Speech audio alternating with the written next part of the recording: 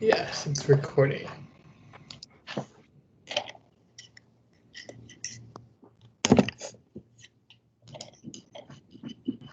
Oh, y'all, look at this. Oh It's wow. like a live stream setup. That's funny. That's cute. Okay, I don't want to. It's weird. I'm gonna do it the other way. Oh, gallery.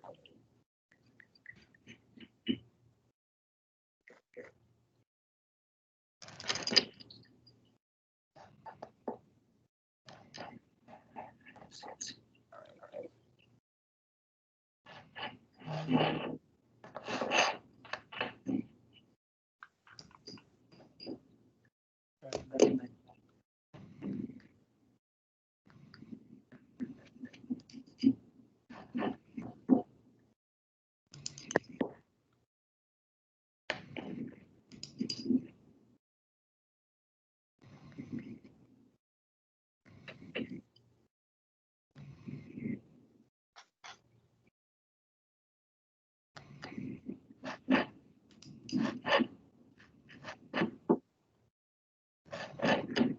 I am gonna go ahead and mute you guys when you come in, just so they don't have any other issues.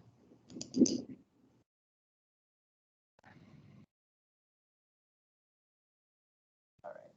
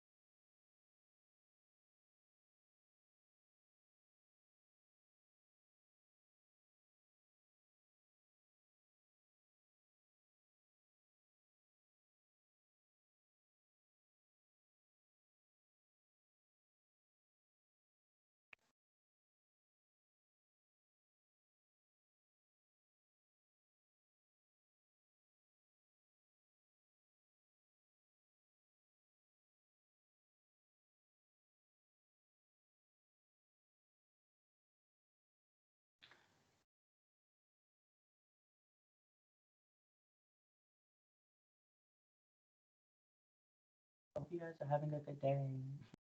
You know, our day's coming to an end. Hope it's been a good 3 weeks as we are, you know, in school and all, transitioning. We got this, y'all. I know it's been stressful though.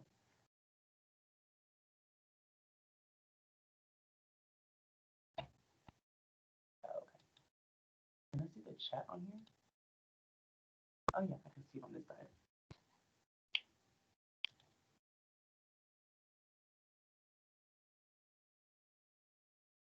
Oh,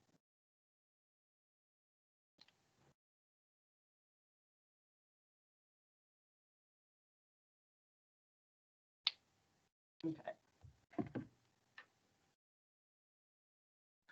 So we're coming up on 5:30. I'm gonna give just about a 3 minutes afterwards, just to let everybody know.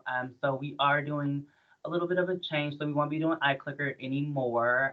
Just because simple fact, I have to purchase, I believe, like the subscription or like the remote, for it, and since it's not official, um, it's it's showing other records as like unregistered when you all were like voting and stuff. So I had to go back and like tally everything up. Um, so we'll just be doing it by chat. So all you're gonna be doing is just typing yes, no, or abstain in the chat. And this is only for senators who will be doing this. And this so we can also have record and just like see in the future because we can go back in the past and like see all of our comments and everything else we have. We also will just be doing attendance also through the chat. So as you enter, you can just go ahead and just type here in there. And that way I'll go ahead and mark you on the attendance. If you can, please as well do that. But this is only for senators too.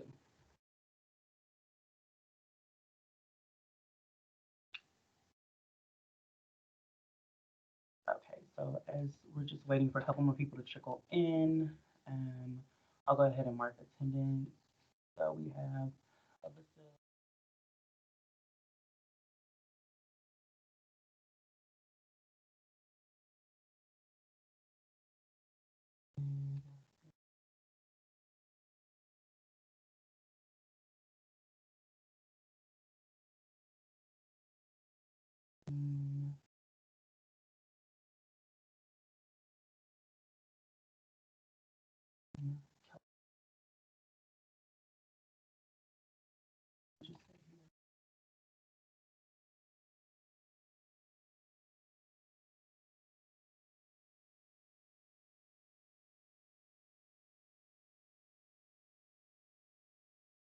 Just to remind you guys, so those who are coming in the chat right now, go ahead and just type here. This is only for senators, so I can go ahead and mark you mark you present. Okay, sorry.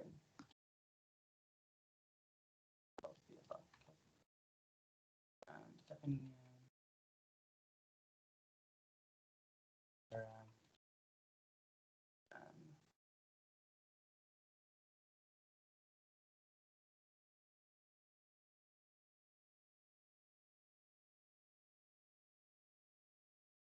oh, Kyle was right there. All right. Okay, so let's go ahead and get started, everyone. I'll come back and check attendance later. Okay, so already did our roll call for today. So for old business, we are just going to go ahead and approve our meetings. So first off, welcome to our third SGA Senate meeting. So thank you all for coming on, and those who are just tuning in who aren't senators, thank you guys for just tuning in as well. So as we're going to go ahead and get started, I'm going to pull up our minutes. I did send these already, so I'm going to just do a vote by unanimous consent. So please, those who object, just say I object. And if there's no objections, I'll go ahead and move forward. So are there any objections to the minutes that were submitted for September 9th?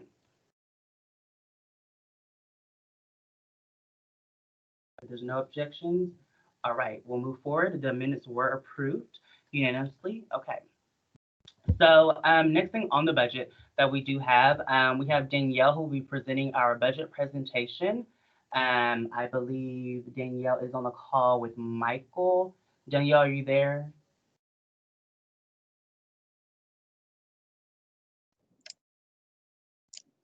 Okay, sorry, I was like clicking and unclicking. Yes, I'm here. I'm on my own separate. I'm on my computer. Okay, all right. I'll go ahead and pull up the presentation for you, Okay. and then just let me know when you need me to scroll down.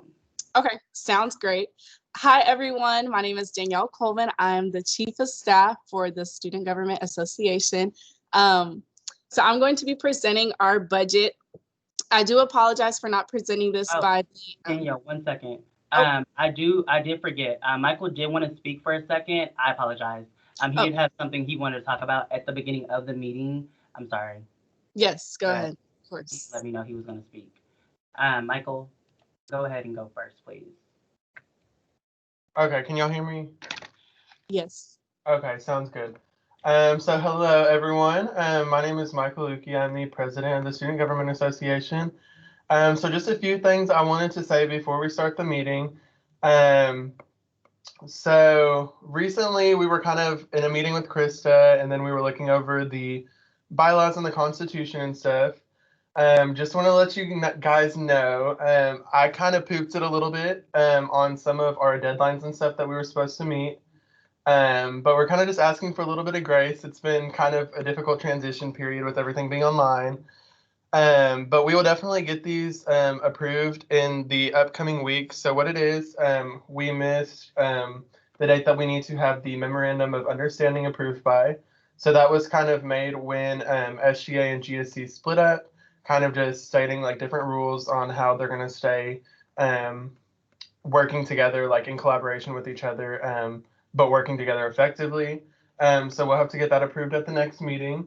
Another thing is we are going to do tonight, we'll be having the election commissioner job responsibilities and pay. So I'll be doing that presentation a little bit later.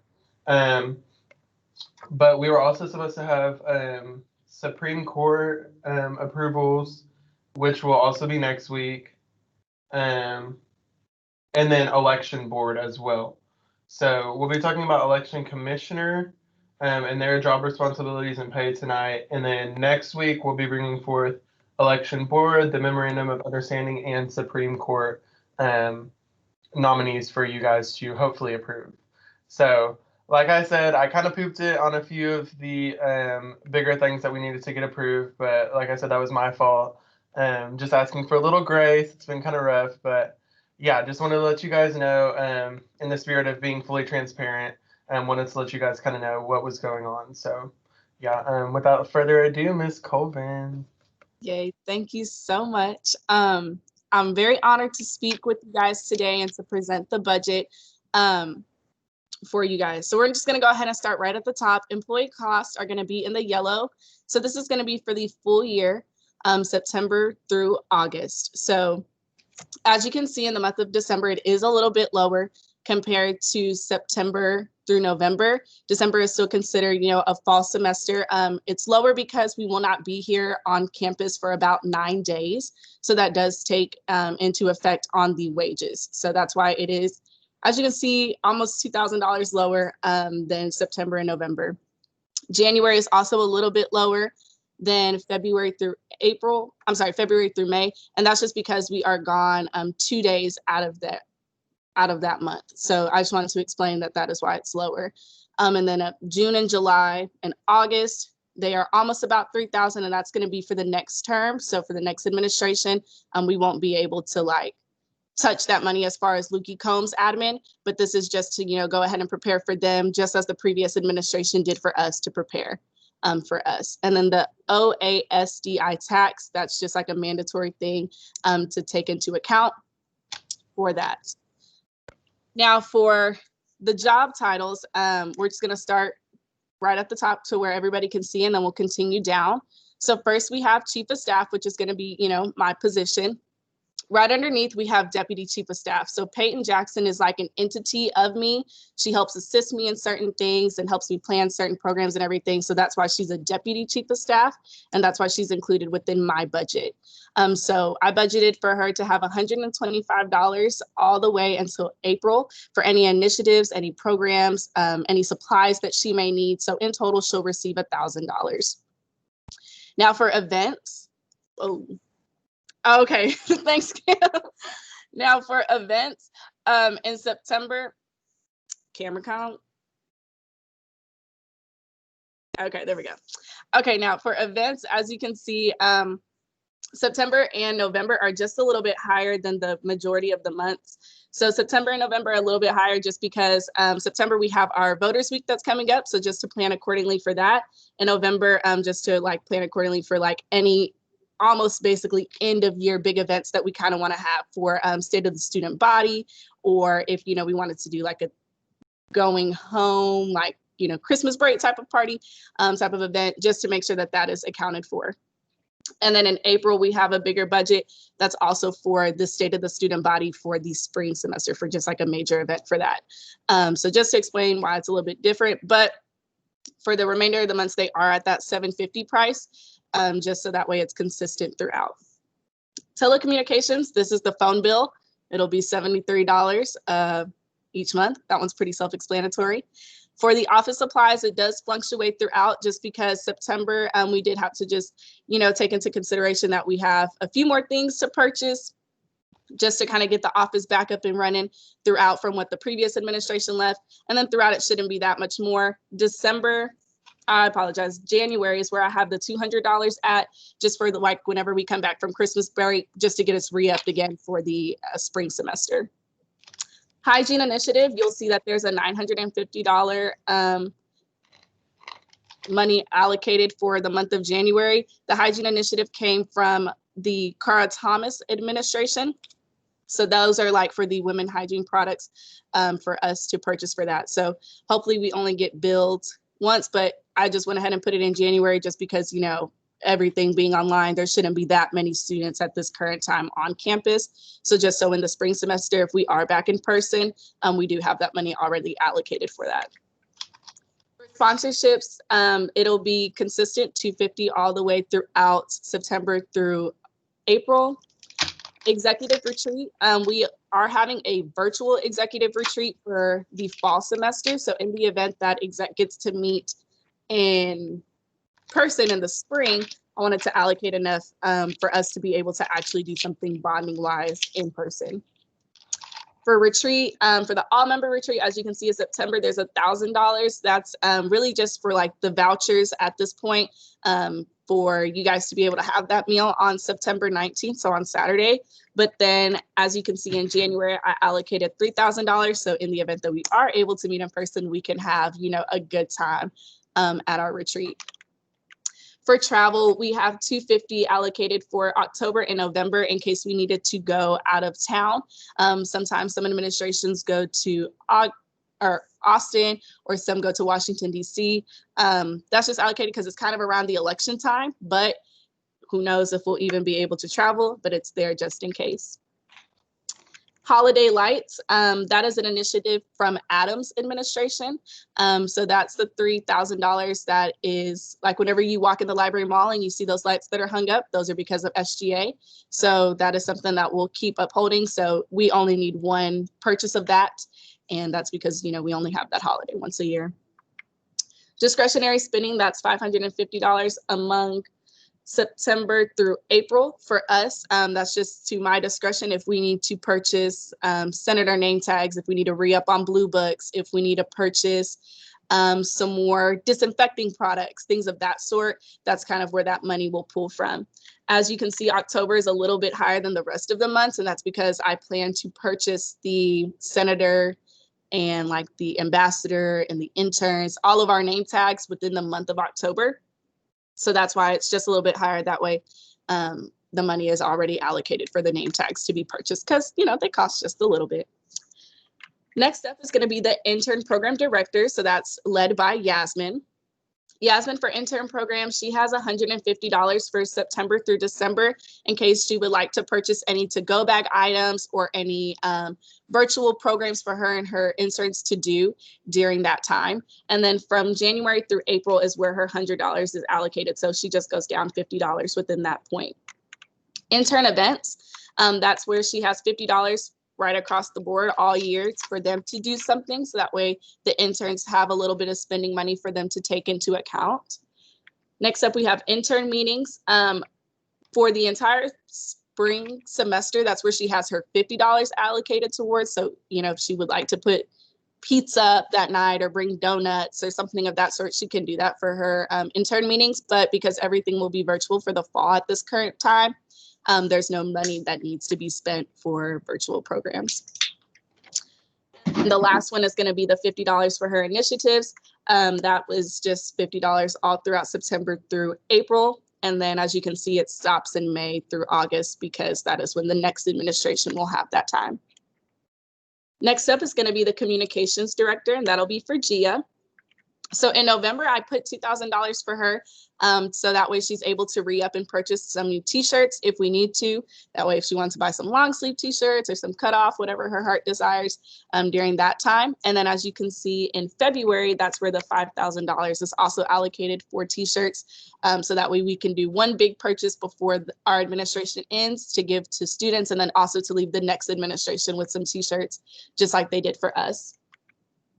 For promotional items, this would be like pop-up banners, thank you cards, welcome signs, anything that is just promo items. Basically, your whole to-go bag minus the planner and the voucher are all considered promo items. So that items just kind of fluctuate throughout. Her highest amount is going to be $1,000 for that, and that'll be happening in January, just so that way we're able to purchase new promo items for the spring semester in hopes that we're able to meet more students face-to-face. Marketing and social media, this would just kind of be for like Canva, Adobe, any type of marketing, you know, promo that she wants to do. If you want to promote a certain post, you know, all of that costs money. And so we gave her $225 to do that each month because, you know, of monthly subscriptions, or like I said, promoting certain posts, things of that sort. Lastly is going to be for technology. And so we gave it in September and in January, just in case if any technology needed to be purchased, like let's say she needed to buy herself like a web camera, she would be able to do so. But we only gave it in the beginning of each semester. And so that is for GIA. Next up is our outreach director, and so that'll be DT. For town halls, we gave $200 for the month of October because we plan on having a few town halls that are coming up, but just in case we wanted to purchase like a speaker, or we wanted to have some giveaways or some to-go bags for that particular town hall for the fall semester, DT would be able to do so. And then in hopes that we'll be open again for the spring in person, that is where you see the $150 in January and $200 from February, March, and April to be able to purchase more things for in-person town halls. Committees, that is just $100 flat amongst the 7 or 8 months. And that's just really for DT to be able to purchase certain things for his committee, or if his committee wanted to go out and buy certain things for their initiative, they could definitely go and do so. So just to make sure that they have some money for as well for anything that they feel like they need to have to serve their committee better and to serve the students. General programs, September doesn't have anything because we don't have anything that would need money for September. But for October, November, and December, we gave $100 in case for any of DT's programs he felt like he needed to purchase a few things. And then in person, hopefully for January through April, we have the $200 allocated for him. Next up is going to be diversity and inclusion. So this is Tommy's position. So for the ambassador program, we didn't allocate any money for September because they are almost halfway through the month. So they haven't said that they needed funds for anything just yet for the month of September, but to go ahead and allocate some funds for Tommy to be able to, you know, do some things for his ambassadors, kind of the same way Yasmin is able to do with the interns with, you know, if they would like to have pizza one night, or if they like to bring a speaker in, or if Tommy would like to provide to-go bags for the fall semester, things of that sort is allocated for Tommy. And then next we have the student allocations director. And so this is going to be for Paige's position. So these are just for Paige's committee for her people. So if in October, or I'm sorry, yes, October through April, they needed to purchase some things for their committee to make it function better, just the same way for DT's, we went ahead and allocated some money for them. And last but not least is the human resources director. So this is for Evan. So for trainings, for September, the only person that we had to train was Paige, but coming up in October through April, more so like for if he wanted to purchase like training software, Evan does everything by himself. So if he wanted to have some type of, you know, add-in, or if he wanted to have a to-go bag, or if he wanted to create training binders or things of that sort, he has that type of money to go ahead and create those training materials without feeling like he has to only use like clip art and things of that sort from the PowerPoint. So that brings us to our grand total. You'll see it in the far right-hand corner in gray of $45,999. That is our like max amount to spend for everything. So whew, that was a lot of talking, but I am ready to answer your questions because I'm sure that you have just a few for me. Are there any questions that you guys have? I see Grant has his in that first. Okay, awesome. Am I going first? Yeah, you can go ahead and go. Okay. So obviously, first of all, very well done. I do think it's very organized, and it seems like you have it basically almost down to the exact penny. So very well done. But I do have one question. So who is responsible for making sure that the executive members who have access to this money are using that money for the correct purposes? So it's actually me.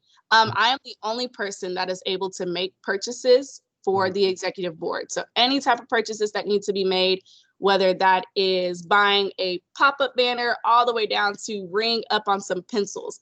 I'm the one who places the order, so that's why I also create the budget, because I know exactly where the money is supposed to go and know how to allocate certain things. That's why, like, for promo items, Gia is a great example for that. Like if she says, oh, okay, well, I need to buy 20 flash drives and I need to buy 25 thank you cards. Okay, great. Flash drives would be considered under technology, right?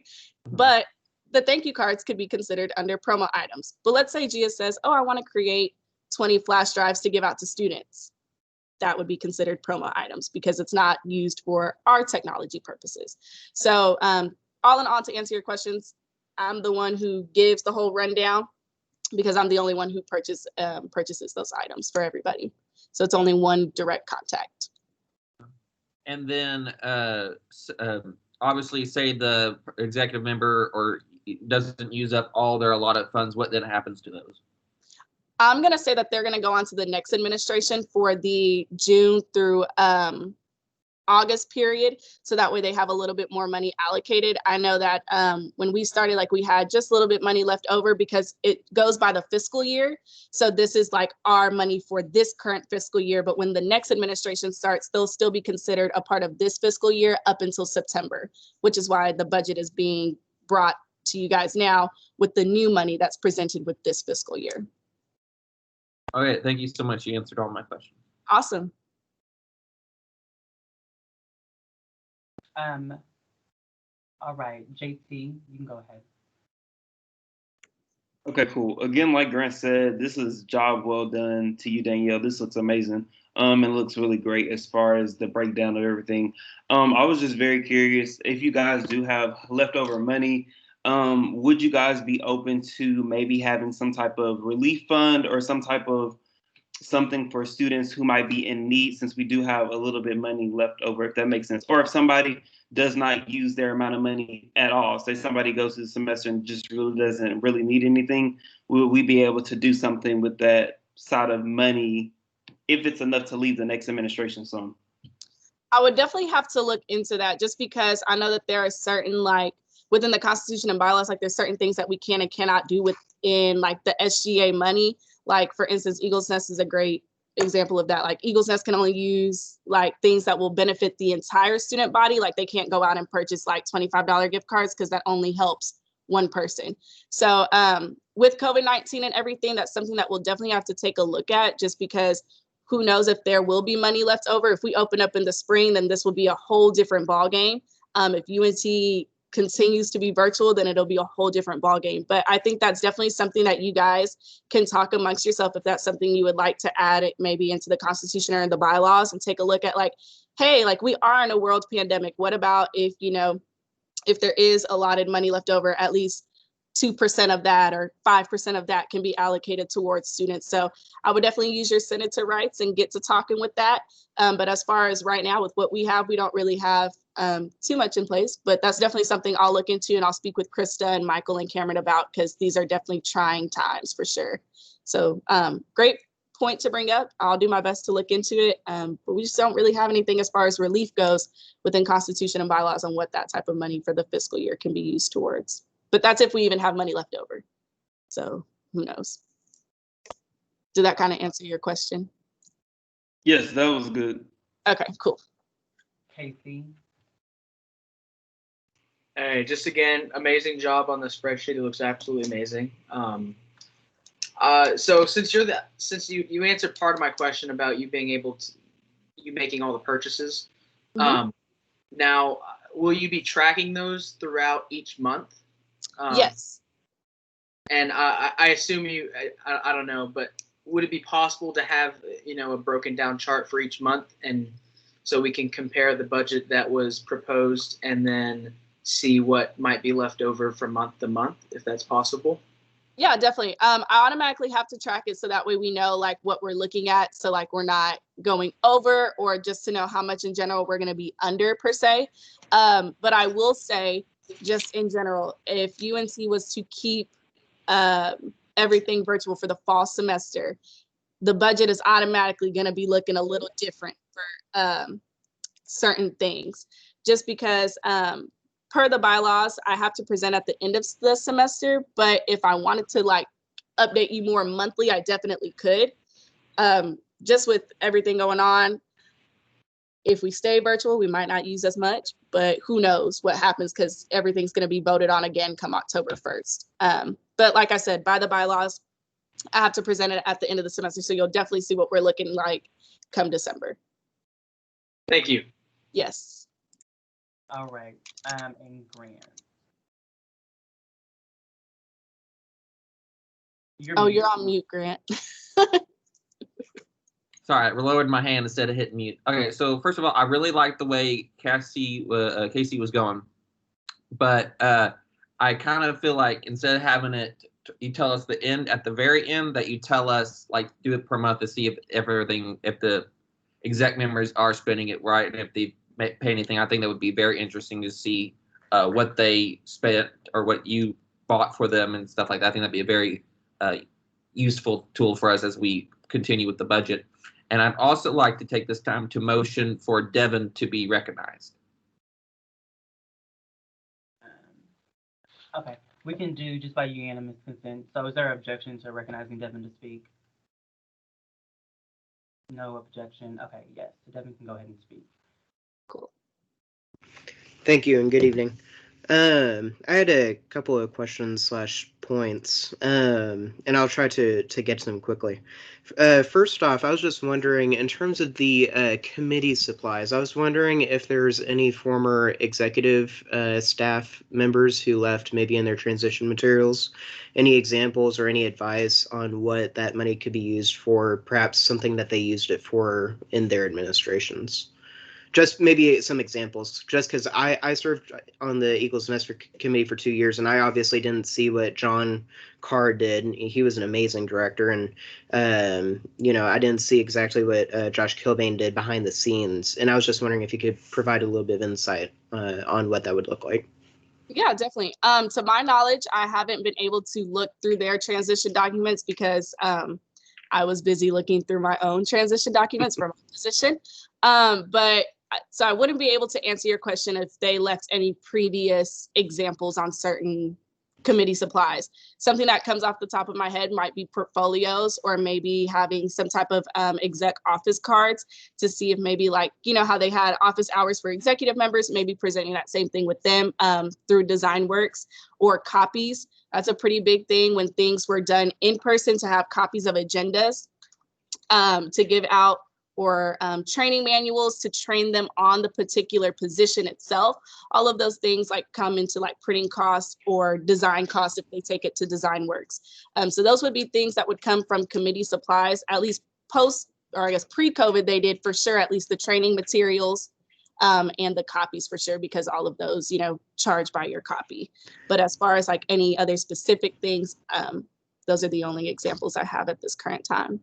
Okay, I had two other questions real quick. The second one was, of course, given the current pandemic situation that we're in, which obviously kind of skews our ability to see clearly and to kind of plan clearly what the semester could look like, which is totally understandable. And by the way, I do want to say, when I sent that email regarding deadlines for certain, things that the executive branch needed to meet, you emailed very quickly, and I appreciate the expediency of your answer to that email. But anyway, so I did want to get to the budget. So I was just wondering, given everything that's happening with COVID, how strictly do you think we'll be able to follow the budget? Do you think that there's going to be a lot of back and forth or a lot of leeway on that, or do you think we'll be able to meet it pretty close to the dot? Does that make sense? Yes, definitely makes sense. I'm probably going to say maybe just a little. Well, let me think. Probably just, I don't really know, like I don't know what the future holds, right? I wish I had more of an answer for you. I'm just trying to think, like, me as myself, like as a student, as somebody else who works another job, as somebody else who is involved on campus, everything is up in the air. I wish I could predict the future, but unfortunately I can't. I don't have an exact answer to your question, just because UNT can tell us tomorrow, hey, everything is done virtual. And it's like, okay, great. We're all back in person and we can start doing things very different. But if UNT was to tell us like, no, we're going to keep it virtual. Sure. Or, come January, if we're going to keep it virtual, that's just kind of where we'll have to, play it by ear, which is also why in my email I had stated that this position is very different than anyone else has. This administration is very different compared to any other administration, because even though, people left their training materials, people left their transition documents, things of that sort, everything is completely different for trying to serve almost 40,000 students online. Mm-hmm. So to answer your question, if I could predict the future, I would tell you, but at this current time, I can't. But I appreciate it. And I might rephrase my question a little bit, just because I think it gets a little bit more to the heart of what I was trying to ask. Should there be any unexpected situations, is it going to be the policy to do everything possible to stay within the confines of the budget that we're approving now, despite there being possible upsets? Yeah, definitely. This is, why we present a budget. It's just all up in the air right now, which is why I'm saying, like, in hopes, for instance, if everything was to open back up, we'll be looking at a different ballgame. But my hope is to keep the budget as is. But like I said, I cannot predict the future, so I don't have an exact answer for you. Whenever we get more answers from UNT and what they plan to do, that's when we'll be able to move accordingly. Okay, and I have one final question. It has come up a little bit, talking about end of semester reporting and possibly monthly reporting. Do you think it would be possible, perhaps through maybe Google Sheets, which is I think something we already do with like the staff roster, to provide a real-time updates on expenditures throughout the semester? For right now, I'm going to keep it on the shared drive, and then I'll definitely think about doing the monthly. For the monthly presentations, I won't necessarily agree to it just yet, because like I said earlier, I do also work another job. So if I'm not able to present like that particular month, I don't want to be like scorned to death, because technically I'm only required to do it by the end of the year. But I definitely hear what everybody is saying, so I'll definitely take that into account. And if I do have another Wednesday, come October, where I'm able to jump on the call and let you guys know where we're at, I definitely can. But also, transparently speaking, like for the month of September, we've only been able to purchase 2 things. So, like, I'll definitely think about it, but right now that's just where I'm at. Well, and I was only mentioning that because I did hear kind of what you were saying about the job, and I, as someone who works at Tarrant County, I fully understand how trying it can be to go to college and SGA and a job. I totally understand that. I think the reason why I brought up the Google Sheets thing or the real time thing is because we can see, as soon as you do what you do, we can also see it. Correct. And so that works towards transparency, and that also means that you wouldn't necessarily have to be the onus wouldn't necessarily have to be on you so much to actually present the information rather than just have it automatically provided. So I just wanted to throw that out there, and I was just wanting to see if y'all were willing to kind of look into maybe doing something like that. Yeah, definitely. And my apologies, based off on our webpage, I do present this bi-weekly. So if something was to change, like if I was to purchase something within the week, you guys would see it. Excellent. Thank you. Mm-hmm. Or I guess not next week, the week after. Sorry. Are there any other questions? Yes, David has a question. Okay, cool. Just ignore Alexa. Take a look at the help section. So the total for the executive members is the very bottom, $41,375. Oh yeah, it's different. The 45. Okay, because the one I have opened up says something different. It says 41,000.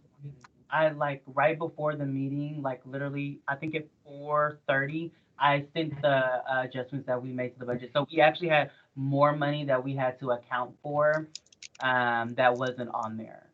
Okay.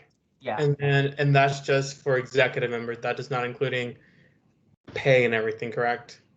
That's why at the very top in yellow, you see employee wages or employee costs, my bad. So all that's in yellow is how much it takes like to get us paid. And then in green is how much we have to spend. Okay. That's it. All right, JT. Okay, so if there's no more further questions by any of the senators, I call to move to a period of voting. I was gonna move to a period of unanimous consent by the Senate if there were no more objections. Okay, cool. We can do that too. Um, so I call to vote by unanimous consent. Were there any objections?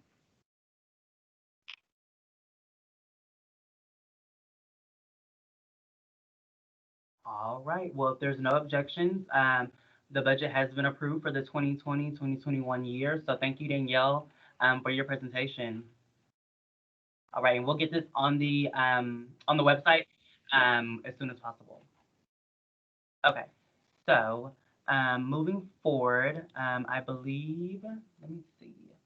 We have Michael's presentation. Yes, here we go. So Michael is about to present the job responsibilities for election commissioner. Well, hello everyone. I'm back again. So I'm pretty much just going to be outlining what the election commissioner will be doing. We just have to get this approved so we can move forward with selecting that person in the election board as well. So starting off, the election board shall consist of 6 members and an election commissioner appointed by me. The election commissioner shall be a paid member of SGA, and while not considered a member of the executive branch, will be held to obligations outlined in the bylaws. So just want to let you guys know, I did not include it on this document, but we are also voting on the pay for the election commissioner as well. So as y'all saw in the budget, we had a certain amount of pay allocated for each month. And within that, the election commissioner is getting paid $750 for 10 hours of work a week for 7 weeks in the spring semester. But that is also up to interpretation the fall semester if we need them as well, just being that there might be any certain referenda or like a special election that comes up. So more than likely, we won't be needing them as much in the fall, but that's just something I wanted to let you guys know.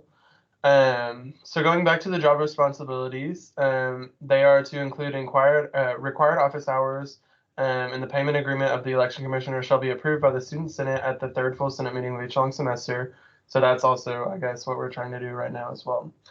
But general duties are to serve as a liaison between the election board and other entities on campus, oversee election board meetings, represent the election board in any public situation, draft the final election report, and only vote on an election board decision in the event of a tie. They're to hold office hours, plan election board sponsored events, maintain contact with electoral candidates, and coordinated other duties that may arise as directed but by the SGA president or senate. So the election board shall have the power to rule on matters pertaining on the elections, including but not limited to interpretations, and then those that are listed right there. I won't read it all. Appointees must be approved by the student senate at the 2nd full. So this is kind of where I pooped it a little bit, but we will be having the election board approvals coming up this next meeting. And then it says up here, election board members must meet the active member eligibility requirements as stated in the bylaws. Election board members shall not endorse or in any way promote any one candidate. In case of a vacancy in the election board, the SGA president must immediately appoint a replacement. The replacement must be present at the next full SGA or Senate meeting to be confirmed, unless they have work or anything like that during this time. All election board meetings will be open only to election board members and the SGA advisor. So going down to election code meetings, each candidate must attend an election code meeting hosted by the election commissioner to be eligible for candidacy. The presentation is to include all of the following. You will likely have to hold a fair amount of unofficial election code meetings. Yeah, my bad. I'm sorry. I'm kind of just skipping through, so I'm not reading all of this verbatim for y'all. Election board meetings. The initial meeting should be used to establish a secretary for meeting minutes, exchange contact information, reintroduce the SGA advisors, set expectations, distribute and review bylaws, and collect polo sizes. And then there's transition documents for that as well. The election calendar. So this is something that we're actually going to be working on pretty soon. And we will have that for y'all also probably either by next Senate meeting or the Senate meeting after that, just being how fast we can get to work on that. But we're to prepare and present an election calendar each semester as outlined in the SGA bylaws to the Student Senate. And then there's transition for that as well. And the final election report is to be released at the end of each long semester as outlined in the SGA bylaws. We're supposed to keep the election tab of the SGA website up to date. So working closely with the SGA director so that will be actually the communications director, my bad. And then to update candidate profiles. So the format has always been an issue. So yeah. Delete previous year's files as you upload new ones. Possibly look into a section for the website. Okay. My bad. I'm sorry. I'm kind of talking to myself a little bit as well. Okay, so campus outreach is supposed to speak with freshman interns about applying for Senate and speak at general meetings for large campus organizations about senatorial elections and voter engagement, and to increase undergraduate student engagement and voter turnout. Event planning, most of this will be completely at your own discretion with the help of the SGA Chief of Staff and the Communications Director.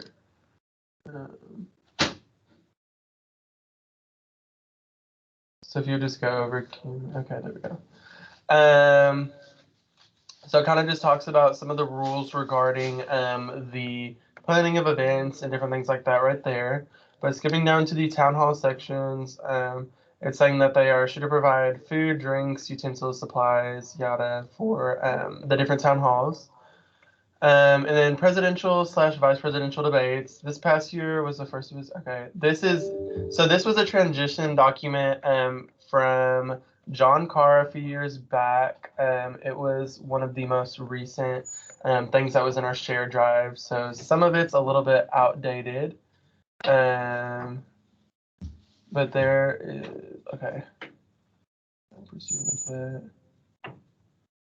So it's saying down here, microphones will be needed depending on the location of the event. You may need to utilize the universities, the union, or the Senate chambers equipment. And obviously that's up to interpretation because this past year it was all virtual. So Cameron and I were the first ones to do it virtually, I guess, I'm assuming. So we just did it from our home using our laptop. So that was really cool. Okay, don't forget the flag. And then the SGA GSC cookout. This was something I guess that was up to the interpretation of that. So that's pretty much all of that. But yeah, we were just pretty much getting their job description like approved and their duties and stuff. So yeah, if there's any questions, feel free to ask that. JT, you can go ahead with your question. Okay, so I see that you're presenting like the guidelines and the duties of this person, whoever the commissioner would be. But I was curious to know, when were you going to put applications up and try to have us approve this person? When would that be by? Were you talking about for election board or election commissioner? The commissioner and the board, I guess in general. So they're actually to be appointed by me. So I mean, I don't have to specifically put out applications for that. So yeah.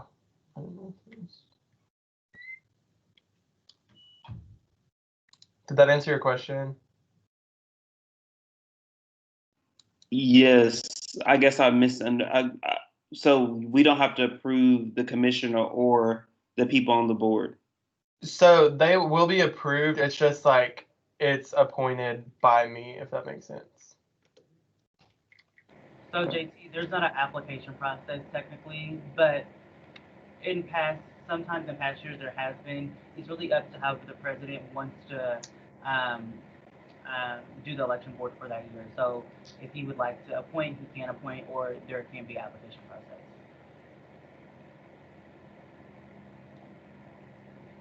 And this was just the from the election code. Were there any other questions, Grant? Yes, Mr. President, Are you leaning more towards I'm just gonna pick someone that you think is qualified to be the election commissioner board, and then they come before us and we can either confirm or deny them, or are you okay with opening it up to the general public? Yeah, so just the thing is, we need to get these approved. So like I said, this was one of the things that I kind of pooped up on. So we should have had this approved actually by this meeting. But since I kind of messed up with that, then we'll be doing that this upcoming meeting. But since the time crunch and since everything's kind of been just kind of difficult this semester, I'm just going to appoint people to those positions. Some of them that I'm looking to appoint have been on the election board in years prior. So it's people who are definitely qualified, who know what they're doing. But yes, they will also have the opportunity to come before y'all, and y'all will also have the opportunity to question them and either approve them or deny them as well. So. So that does answer my question. And then I'd like to motion to have Devin be recognized. All right, are there any objections to Devin being recognized? Okay, so there's no objections, Devin, you can go ahead. Thank you. So it seems like, we're planning on bringing this up in the next meeting. So it sounds like we already have. Would you be comfortable saying whether or not you've already got people selected or appointed for those positions? I'm in talks with some people. I'm still waiting for responses back on whether or not they would like to be in that position, if that makes sense. Okay. So was there, and I'm sure that you gave due consideration to the magnitude of this position, because it is a significant position when it comes around to springtime, and SGA kind of blows up as it tends to do. So I was just wondering if there was any consideration given to people who might not always be involved in the SGA, people who might be a little bit more on the outside, and if you're interested in those appointments with those kinds of background or perspective, I guess, for SGA elections.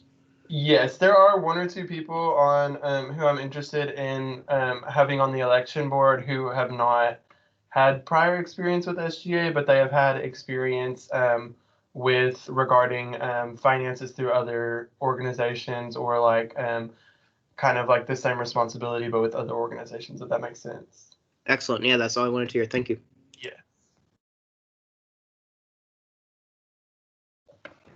Okay, are there any other questions? Okay, and just to let you guys know, so what we are doing right now, we're approving the pay. So Michael said $7.50 for 7 weeks, I believe, an hour, and as well as the job responsibilities. And so I did want to just go ahead and bring up the election code that had the responsibilities specified on there as well. That was kind of like a little bit.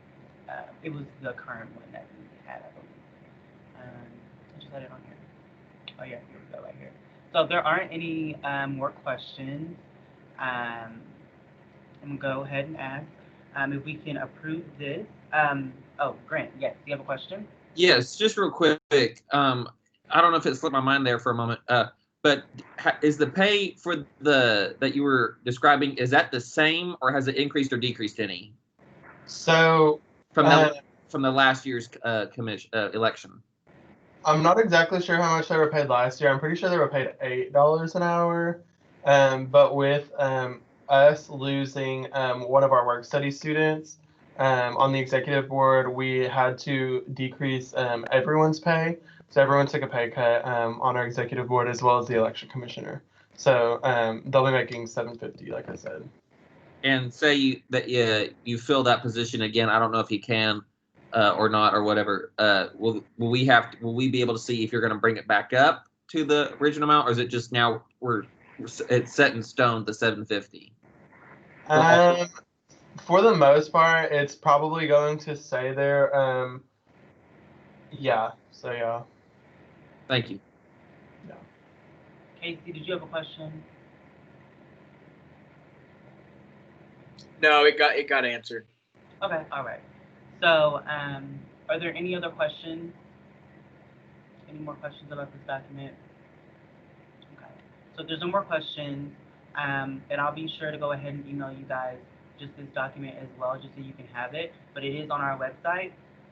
So if there's no more questions, I just want to move to approve this through unanimous consent. And yeah, so if there's not any objections, I'm gonna give you guys a second just to think about it and let me know if there are any objections. So go ahead, take your time.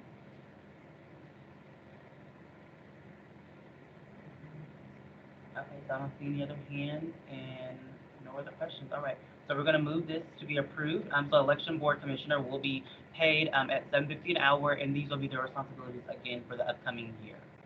All right. Okay, so we're gonna go ahead and move forward through the agenda.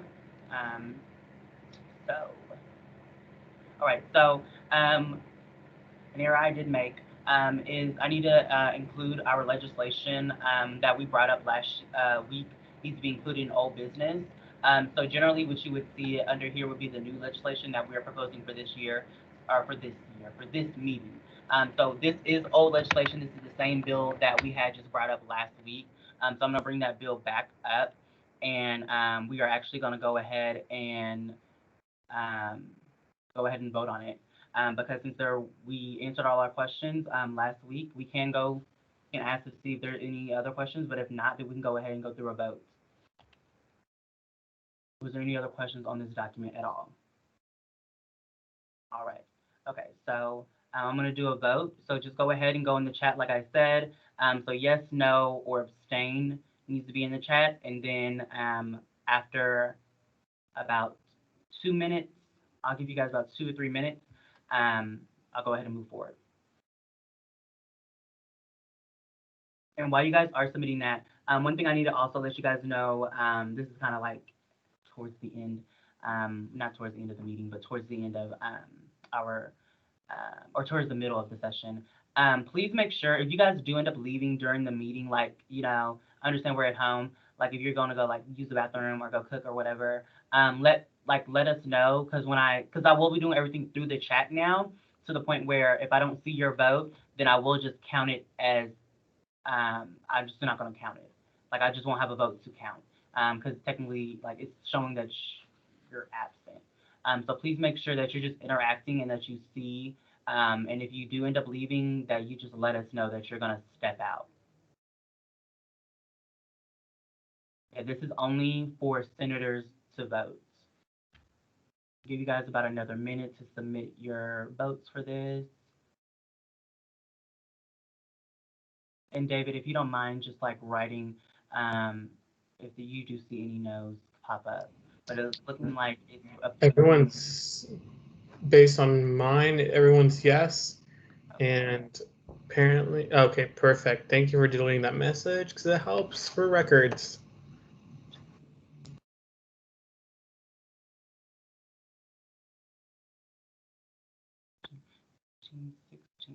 Okay. All right, so it looks like it was approved and passed. So we'll go ahead and I'll send this over to Michael for him to sign, and we'll get this all situated. Thank you guys. All right. So now we're on to the nitty gritty, the good stuff. So we do have 14 approvals for today, or 14 approvals, 14 appointments for today. So we're gonna go ahead and welcome Sophia. She is looking to be appointed as a College of Music senator.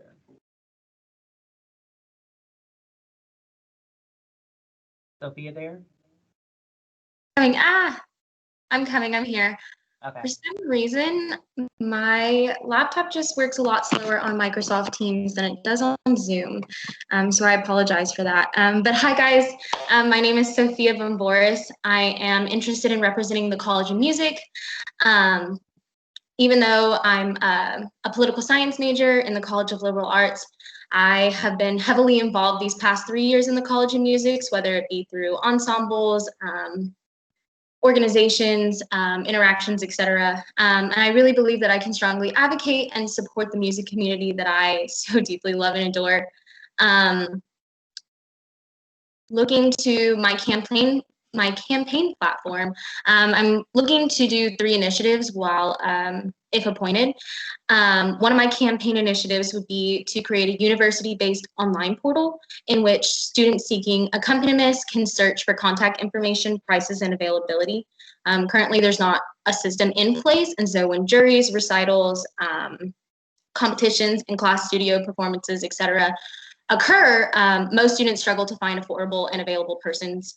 So this system would allow to easily find instrumentalists and at a cost that works best for them based on the information available through the portal. And this could also help to increase student engagement and interpersonal relationships with other music students, because they would have the opportunity to themselves post their job position on this portal. The other things I'm looking about is further advertising, concerts, guest recitals, master classes, a lot of the things that the College of Music puts on that are only really mainly attended by music students. I'm looking to extend that advertising so that, you know, we can continue to showcase the students. You know, UNT is known for their amazing College of Music program, and so I think that would really embrace the opportunities that UNT offers to the students of the arts. Lastly, I want to advocate for mental health for specific music students and create more tangible resources that are geared for musicians and their health and wellness. You know, musicians are expected to divide their time between their music courses, their general college courses, ensembles, off-campus employment, etc., which can lead to a number of performance anxiety, burnout, depression. So I feel like bringing in more programs that are led by actual musicians for music majors can create a better awareness and develop the methods to successfully cope with mental health. I think that's all I have. If you guys have any questions for me, I would love to answer. Okay, all right. Thank you, Sophia. So we're gonna go ahead and move, or actually, are there any motions on the floor? A motion to move to a period of questioning. I second that motion. Okay, go ahead, JT. You have the first question. Yes, Sophia. So I'm very curious to understand just exactly how you will be able to advocate for those music students, considering that we are virtual for the most part. And so if I don't know, I just would think that it would be hard to do that if you're not in the music classes with them specifically. And I know they're still doing in-person classes from my understanding in the College of Music. So how will you be able to navigate not necessarily being a part of those classes, but still trying to advocate for them specifically? I actually am still involved in some of the ensembles. So I am a member of the Green Brigade. I'm also on the leadership team. And I'm actually in constant contact every day with students, with faculty and staff.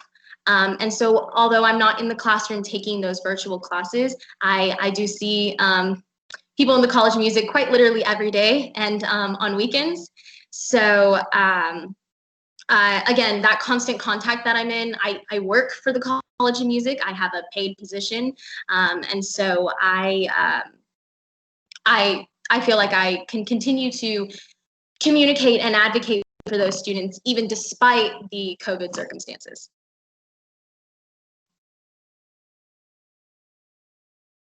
Are there any more questions? All right, David. Sophia, I know you mentioned something about creating a university-based portal. My question is, how will the portal be created and managed if you become a senator? So my idea for this portal is to use it as an add-on to the already College of Music website. So these students would be able to just go to the College of Music website. They'd be able to see in the tabs where they can, and it would open up a system where it's kind of like, imagine like job postings, but within those job postings, it's going to be accompanimists, their information, their prices, their time availability. It'll also include their genre of music. So specifically, if they like to do jazz accompaniments, if they like to do classical, soloists, etc. So that will also be included, as well as obviously their instrument.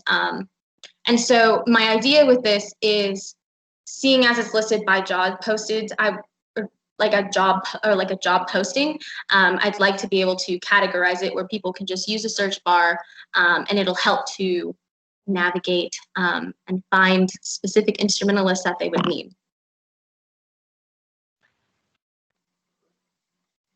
All right. Are there any other questions?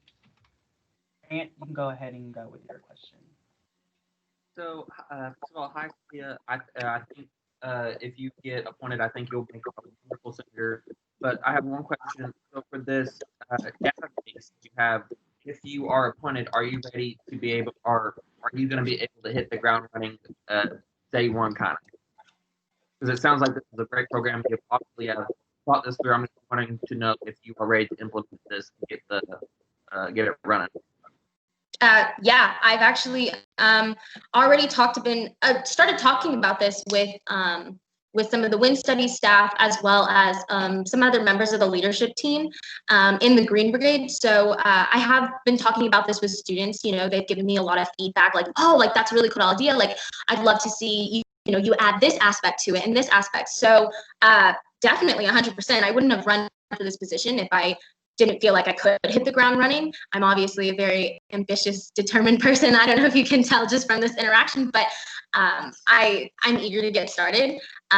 So I think that would just be such an assistive program for these students who constantly like stress about where they're going to find their next instrumentalist, accompanist, how they're going to pay for it. And so having this system that like helps to define and navigate, it's going to help tremendously.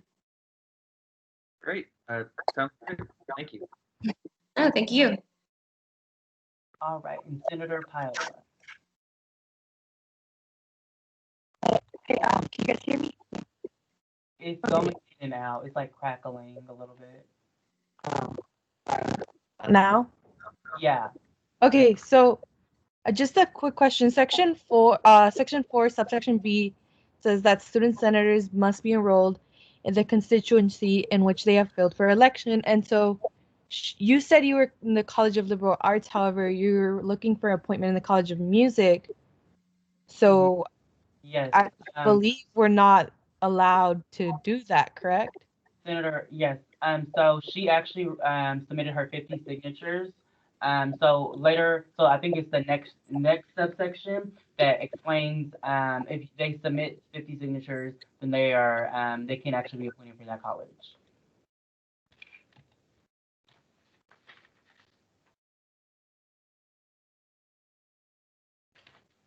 Are you still there? Yeah, I'm reading it and I'm. Let me see if I can pull it up on my end. Appointments. Okay, so we're in section 5. Okay, so section 5.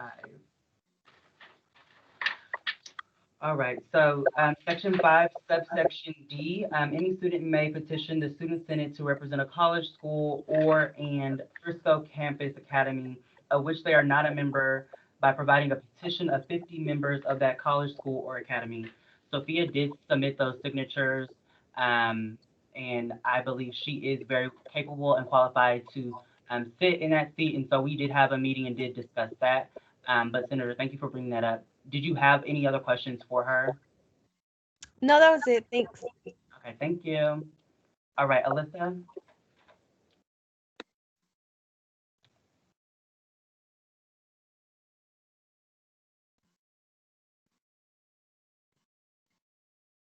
So she sent the question in on the chat. The question says, why do you want to represent your own college? Why do you not want to represent your own college? What qualifications do you have? Well, it's not that I don't want to represent my own college. I mean, I love my own college, it's my major. It's just, I've been so heavily involved with the College of Music since my freshman year. And I specifically chose the College of Music, considering I have been, considering not just my involvement, but I am I'm a leader, that I have a paid position through the College of Music. I am in constant contact with the dean, faculty and staff, music related organizations. And I wouldn't have applied if I didn't feel as though I was qualified to represent and fulfill my duties for the College of Music. And again, it really buckles down to right now, the position is vacant. Nobody ran for election in the spring. And so right now there isn't a representative available. And so when I applied, I knew full well that, I'm not in the College of Music, but seeing as I received more signatures than I was supposed to and included on my application, it further made me feel as though like these students trust me and they know that I can represent them well. And I also believe that. I hope that answers your question.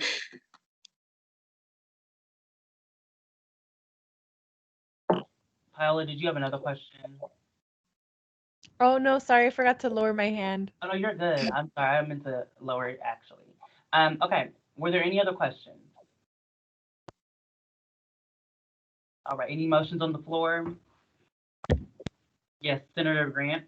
I motion for an election to elect or to appoint Sophia for the College of Music. I second his motion. Wait, I did. Pause. Whoa. 1 minute. Okay. Oh. Who just seconded that motion? I just seconded it. Okay. Casey. Was there I object. there was an objection? Okay. So we're gonna go into a I'm gonna need another motion on the floor. I motion to move to a period of closed discussion. Okay. Is there a second? Seconded. Okay, so we're gonna go to a period of closed discussion. Okay, so Sophia, I'm gonna take you out this chat. I'll go ahead and add you back in a second once we finish our closed discussion. Hold on 1 second. Add in.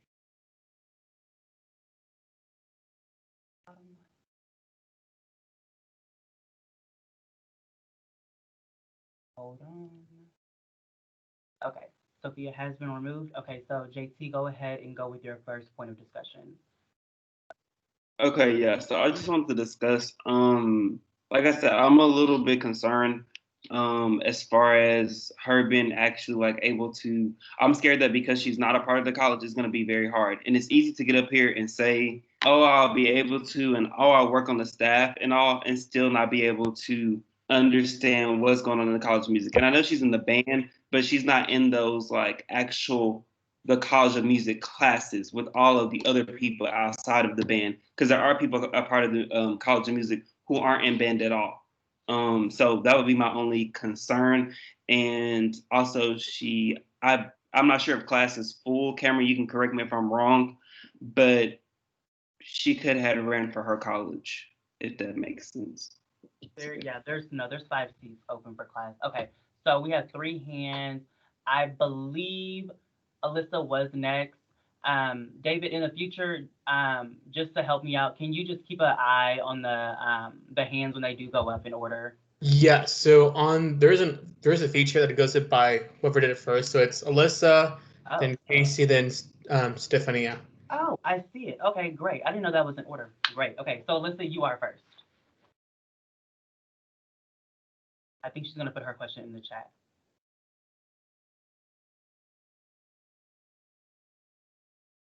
Okay, she just wanted to say, I believe that she agreed with the point that JT did make.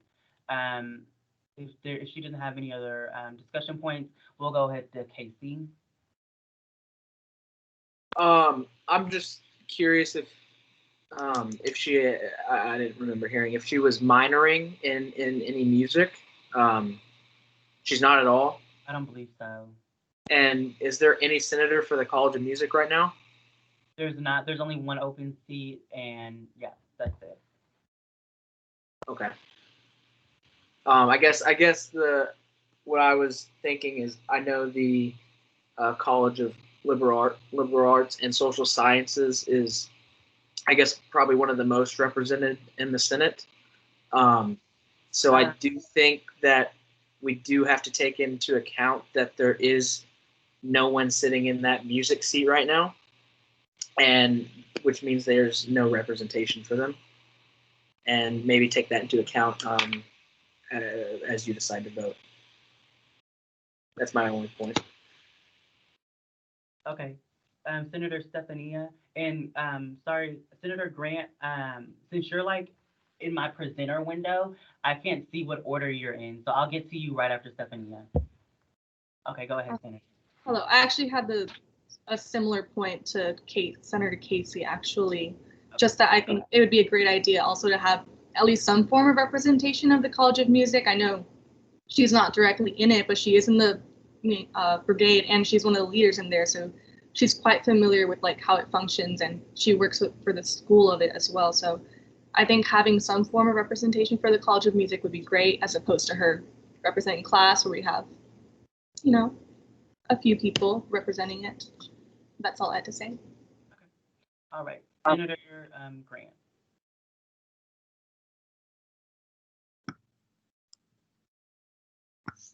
Yes, just kind of, I agree with Senator Santos and Senator Casey. It's not like she's just some random person who just went up and just said, hey, give me your signatures. I just want to be this because it's going to be the easiest way to get in. She actually took the time and has a plan for the College of Music's students and well-beings. And she says she talks every day to faculty and students. Not only that, she was able to get 50 signatures. So I say that kind of speaks to her credibility to be a representative from the College of Music.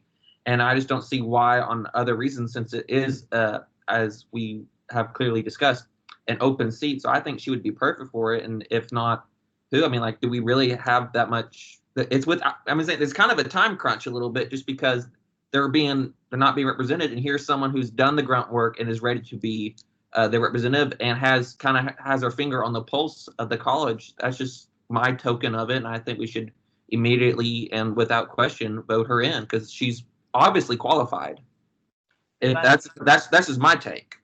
If I may interject in between the speaker list, just to let you all know. So I did actually raise this question with Sophia, and she did let me know that she was more interested in representing the College of Music versus the College of Liberal Arts and Social Sciences, being that she was sort of heavily involved within the band as well as working there. I actually didn't know she worked there. She just brought it up just now, but also her speaking on that point.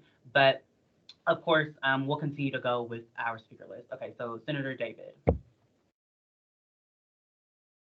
Also, last point I did want to make. Like Casey did say, he did dabble on a little bit. The seat is very hard to fill. She is the first student who I have seen who has submitted a seat for any of our colleges that are smaller. So when I say small, I'm talking about HPS, College of Music, college.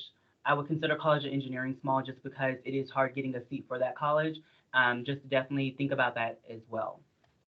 Okay, Senator David, sorry. Sorry. So I'm going to say I do see and kind of agree with Senator Casey, Stefania, and Senator Grant, but like Senator Germain said, she's not taking those courses. I mean, she is part of the band, but my just concern is like the outreach, because we are virtual. That's my only thing. I know it's hard to fill that seat. I get it, but I just want to make sure that we do have someone that's really, really strong, because yeah, that's it. And just being that since we are online, please understand just reiterating certain things. But if you're just going to reiterate something that another senator said, just go ahead and just say it in the chat, and then that way, just so that we understand that you stand by that as well. But if you do have any other discussion points, then go ahead and raise those discussion points. All right, Casey, go ahead. I do have a question specifically about the signatures. I was wondering if we would be able to have a copy of that, or at least view the signatures themselves, if that's allowed. So since those signatures do have EUID numbers and other information, like birth dates, I mean, the most I can give you is the names. If that is something that I can give you, I will have to check with Krista to make sure that is something that I can give out, information I can give out. Just names, I would just assume is the only thing that I would be able to give out. On But this. Oh, sorry. no. Go ahead. I was just gonna say, but I can verify that it was 56 signatures, I believe. It was either 55 or 56. Okay. Do they have the day in which they sign the signatures? I guess that's what I'm more curious about. She didn't provide any dates. So when senators or when students submit those signatures, they do it in all sort of fashions, and so that might be something that we could bring up and talk about if we do want to include the date for those signatures. But it was just her, the names, first and last names, of course their UIDs, their birth dates, and then that was it. That was included on that document. Okay. Thank you. Yeah. All right. Senator Paola. Yeah, so I understand that we don't have any representation for the College of Music right now, and she was our only one. However, I think before we move to have her like appointed in, we could try advertising the fact that this seat is open because, like we said, class is the most represented, and so to have someone who's in the College of Liberal Arts represent the College of Music seems kind of counterproductive to us giving representation to the College of Music. So, okay, so kind of like to answer your question. So essentially, you're asking for more public information about this open seat that is very hard to fill, given out like by social media. Is that what you're asking? Yeah, basically have like the communications team like, you know, maybe dedicate a couple like days or you know anything that says, hey, you know, we have these seats open, you know, kind of bring more attention to it, because I know especially right now because we're virtual, like a lot of people don't know that we're even still having Senate meetings, you know, so they probably don't know that we're looking for seats, that we're looking for, you know, for more student involvement. So the one thing I will say is that so we do publicize that information on our social media. I will say that we can be better as far as publicizing very frequently as far as like overseas that we do have. Um, but the information it was like publicized. I believe Gia made a post. I want to say maybe a week or two ago that publicized the open seats that we did have available. But I can make a request to go ahead and have that information publicized on a more a weekly basis instead, just so that information is given out, so that students do know about that. Okay. Going back to see the participant list. All right, Senator Ryan. Hey everyone. One thing I thought of, we did send out that bulk email at the beginning of the year labeling all of the vacancies we had. And then the other big thing is honestly, I think Senator Grant nailed it right on, hit the nail on the head. We have no other representation right now. And most music majors I've talked to, because I have quite a few friends that are music majors, aren't interested because of the responsibility and all the time that they don't have to give. And so with the respect to all of my other members, I motion that we go into a roll call to appoint her now. And, if it fails, it fails.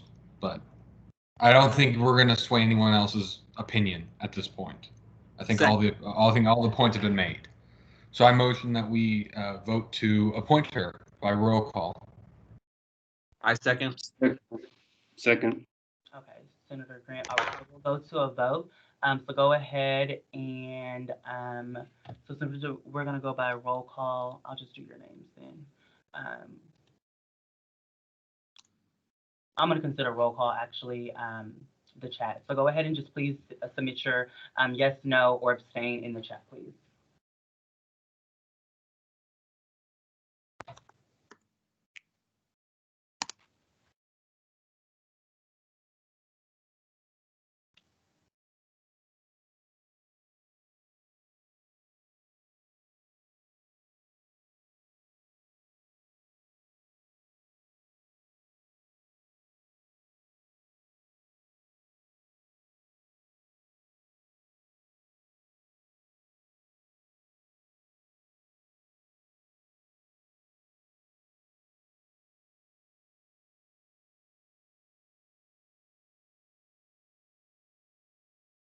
we're missing 4 votes. I mean, not 4 votes, we're missing 2 votes.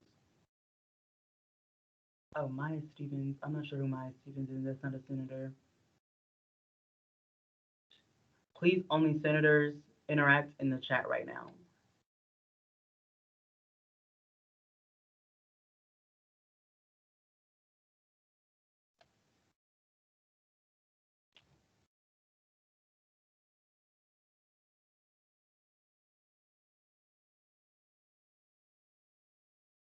All right, so this is what I was talking about just recently. So we have 13 right now. There are, when I did roll, we did have a total of 14 senators on the call from, that's what I looked at the attendance list. So I'm missing 1 vote. I'm gonna count one more time. 1, 2.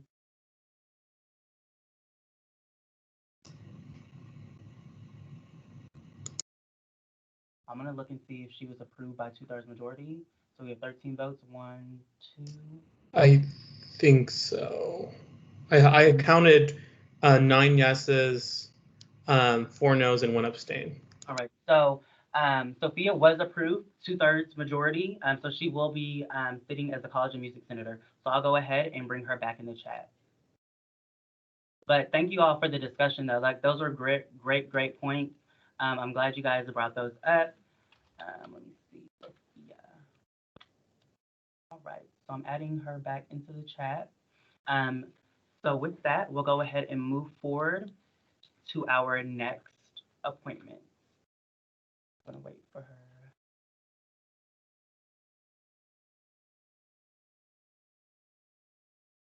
Okay. So while it's calling her, we'll go ahead and just move forward. So our second appointment, she was actually unable to come. She had a conflict with her schedule for today. So we just have 3 for today. So we're gonna just move forward with Melisa Silva for our College of Health and Public Service appointment. Sophia, are you back in the call?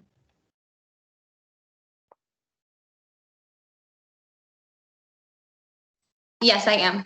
All right. Congratulations, you have been appointed as a senator for the College of Music. Thank you so much. All right. Okay, let's go ahead and move forward with Melisa. So Melisa, we'll just go ahead and ask you to go ahead and give us a little information about who you are. Okay. Good evening, everyone. My name is Melisa Silva. I'm currently a junior here at UNT, and I'm currently majoring in criminal justice and minoring in English. And I'm interested in being a senator for the College of Health and Public Service.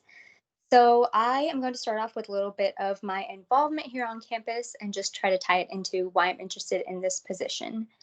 So I started off my involvement here on campus as an orientation leader last summer, and I actually represented the College of Health and Public Service through that. So I got firsthand experience working with the advisors and other professors in that college, and that's what really drew my interest even more towards this position. But I also worked closely with them as a spring orientation leader and as an Eagle Camp leader as well. So I have a lot of experience working with individuals who are a part of that college from a very early time. But additionally, I'm also a part of a sorority, and I'm currently the vice president of that organization. So I work closely with a lot of our chair positions, ensuring that they have met all of their needs, and I help them with any event planning and coordinating that they may need. And additionally, I'm involved in a lot of other organizations on campus based on the promotions committee or social media promotions. So I'm very versatile with getting word out there as well, which I feel like is something that would be a very good asset to this position. But why I specifically wanted to join and be a senator for the College of Health and Public Service, like I said, is because I have a very strong love for my college just based on interactions that I've had with advisors and other professors. And they've always just been super welcoming, and that is something that I wanted to provide as well. And after speaking to some students who are a part of classes that are related to criminal justice and all of that, I've heard a few of their concerns, and those are some things that I would definitely like to address in this position if I were given the opportunity. But a few things that some of the students in this college brought up were I guess the lack of engagement in between, like the college itself and its students. So with everything being virtual this semester, I feel like it's another important time to really try to not have that gap be there. So some ideas I have are just making sure that there's a good association from the beginning of the semester to the end, because while talking to some of my students, I realized that it's like, since we are a smaller college, health and public service, it does not get as much recognition, I feel like, as the bigger colleges on our campus do. So I would definitely use my background in promoting to really make more media announcements about upcoming events and all of that. And with that being said, I would also like to organize more events between students and more advisors on campus as well, just so that they feel more comfortable and are more familiar with the campus and the college, specifically HPS, and feel comfortable with coming to our advisors with any questions that they may have. But yeah, just because it's a smaller college, I felt like it's just great, and like everyone a part of it has been amazing.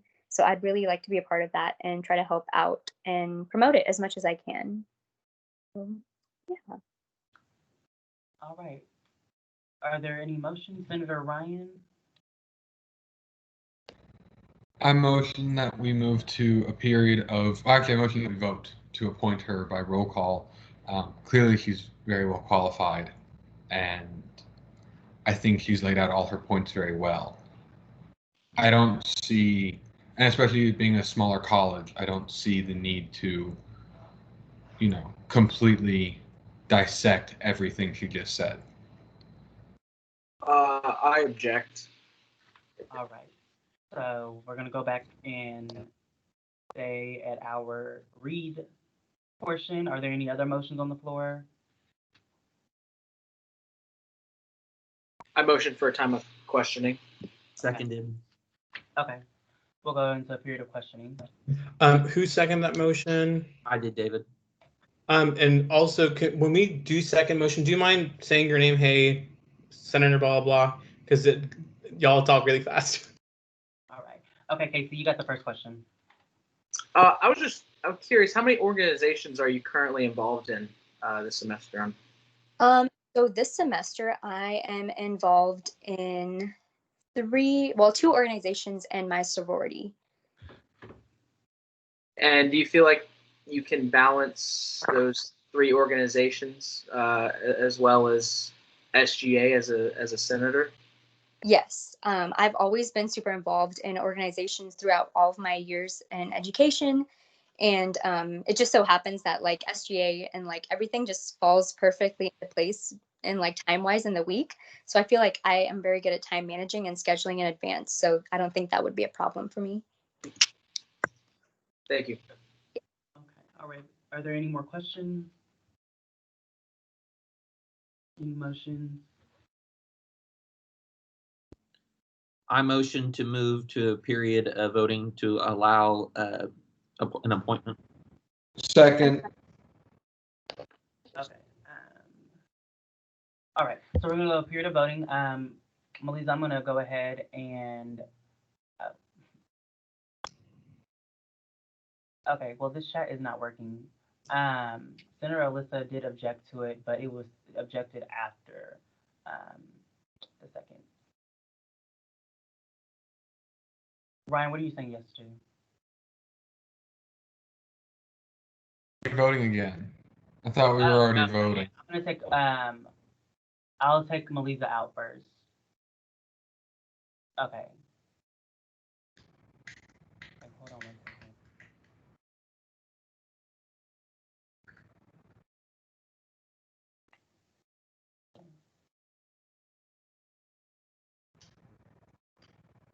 It was seconded right before I did see the objection.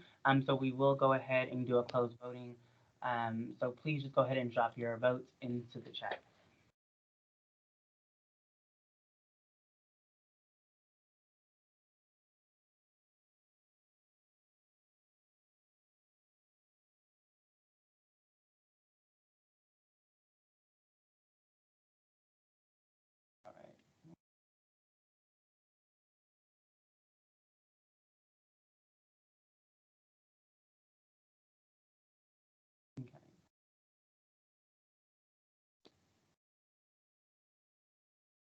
So I do know that some senators, they did let me know that they were having to leave at 7 o'clock.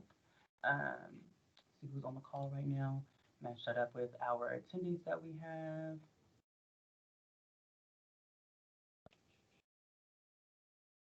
Okay, so this is left. All right. Misses. Okay, so we'll move on as Melissa has been approved as a College of Health and Public Service Senator. Okay, so let me go ahead and put her in the chat. Sorry, y'all, I'm just trying to, this is hectic. Okay. So as Melissa is coming back into the chat, we'll move forward to our next appointment for Victoria for the College of Science Senator. I think Victoria is in here still. Yes, she is. Victoria, are you there? Yes. Can y'all hear me? And Yes. Okay. Can I start? so yeah, you can go ahead and go forward. I was waiting for Melissa to come in, but it's still saying it's calling her. So just go ahead and give us a little information about who you are. Okay, awesome. Well, hey everyone, my name is Victoria. I am currently a mentor for SGA. This is my first year in the organization, but I've actually been wanting to be in this my freshman year. So being here for the first time, I'm just like super excited, and I love how everything is organized and professional. I would just like to say that. So basically some background information about me. I'm currently a junior here, so a third year UNT student, and my major is biochemistry with a minor in biology. And I am actually on the pre-medical track, so I am a part of the College of Science, and that is what I'm running for. Sorry, I'm like slightly nervous. So why I want to join SGA, or I'm already part of it, but why I want to be more involved as a senator is actually I've been in an officer position since like my junior year of high school. So I've always been super involved with decision making, just helping people within my major or like a similar health career path, like find their way. And so that's why I'm also a mentor, because I really enjoy mentoring others and just leadership in general, because I feel like I have a pretty good insight just how to do things with a science major. And yes, so my involvement at UNT has included being a secretary for AED, which is actually Alpha Epsilon Delta. It's not a fraternity or Greek life. It's a pre-medical or pre-professional for health professionals here at UNT. And I was that last year. So this year I decided to step out of like my little pre-medical club world and outside of my comfort zone to connect with others outside of the College of Science, which I think is really beneficial because I don't know if y'all have any College of Science friends, but they can be like a little nerdy and awkward. So I really want to bridge that gap between the College of Science and other majors. Obviously, other majors are just as smart and nerdy, but you know, College of Science is known for that. And so let's move on to the things that I want to accomplish as a senator. So the main thing that I really, really want to improve are these science labs at the College of Science. If you have not taken a science lab, you will know that some of the biology labs are kind of underfunded and underdeveloped, specifically the anatomy and physiology lab that I want to improve and get more funding for, which is why I want to be senator here in SGA, just to actually have a voice to get more funding, donations, sponsors, to bring in animal cadavers. I know if you're not familiar with like medical stuff, that kind of sounds barbaric, but getting animal cadavers for the anatomy and physiology lab is really beneficial for hands-on learners like me. So usually in the lab, we learn from PowerPoints and quizzes online pre-COVID. So I thought that was kind of like lacking in that department. And what I also want to mention is the anatomy and physiology lab is not just for pre-medical people like me. A lot of other pre-health professional careers actually take that lab, just like physical therapists, future nurses, future PAs, just in any kind of field like that. And it's obviously a very interesting class if you ever want to take it. And also, I actually recently took the genetics lab as well, fall 2019, and that was super underdeveloped. So I wanted to improve that as well. Like we literally had to make our own little picks to pick worms out of a petri dish. And I was like, why do we not have like professional lab equipment for this. And the way I want to bring more funding and awareness to that is to personally reach out to the lab coordinators and speak to them about how they are currently being funded and why the situation of these labs is the way it is. And furthermore, like I said, I want to join SGA just to improve that and get more funding whenever I find out those things. And secondly, like I was saying, I don't know what y'all's opinions are, but I know when I hear College of Science, I think everyone in it is a pre-med student. Well, that's not the case. And sometimes it is the case because some people don't know anything like what to do with a biology major. People are like, are you just going to be a high school biology teacher? And that's not true. And then so people just go to med school thinking that that's the only thing they can do. And I feel like that lack of information of other careers within the science field really needs to be fixed. And during my meeting with Cameron, we actually brainstormed something that I really, really want to accomplish this year. And that is to make a career fair for the College of Science. Because I feel like the College of Business is amazing at that, of having little stands of different careers for the College of Business, but the College of Science doesn't have that. And the more I talk to people that actually, you know, quit pre-med because they realize that's not what they actually want to do, and that's just because that's the only thing they knew what to do when they came into college, talk about careers like being a cosmetic chemist, an analytical chemistry professor. Like there's so many careers out there that I didn't even know either. Now that sounds kind of hypocritical because I am pre-med and then at the College of Science, but I do have a rebuttal. In high school, I was in a program that let me see other health professional fields. So I shadowed a respiratory therapist, a medical assistant. I like looked at dentistry, and my sisters are nurses. And I looked at all those, made sure being a doctor was the thing I want to do. So just want to put that disclaimer out there.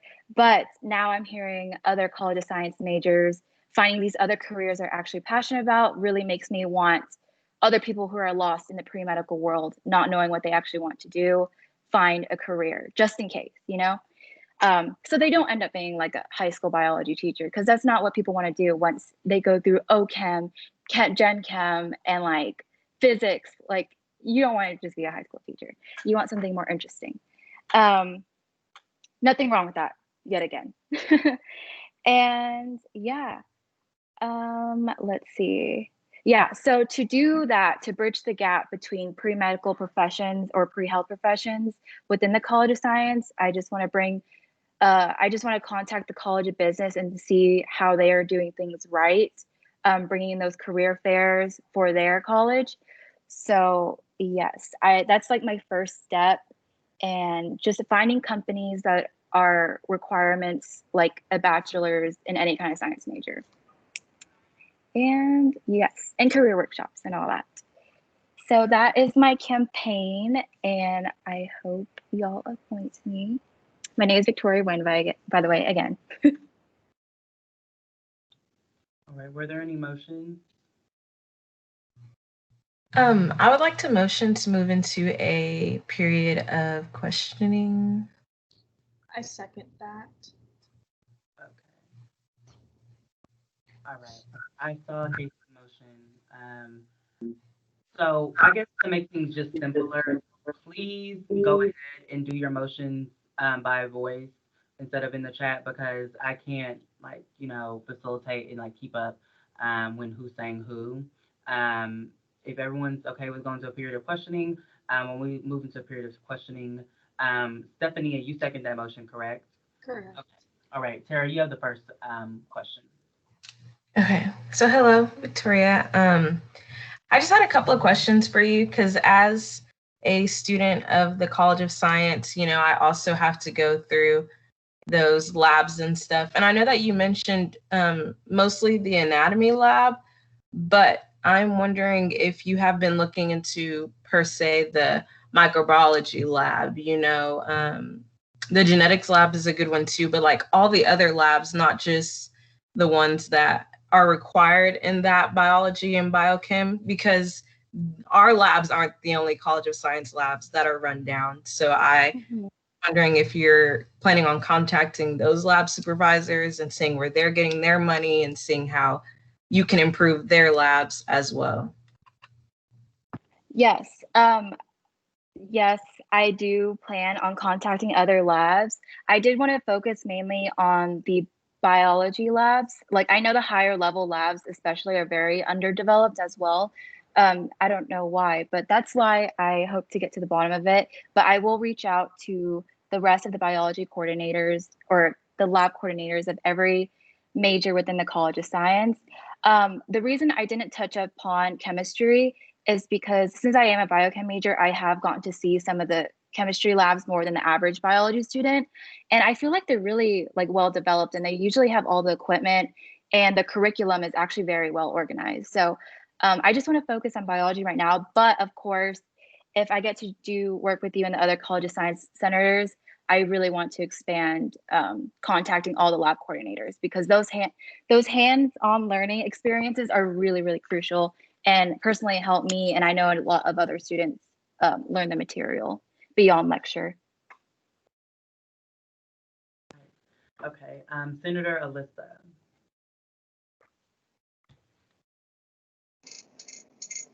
Hello, can everybody hear me? Yes. Okay, if y'all can hear me.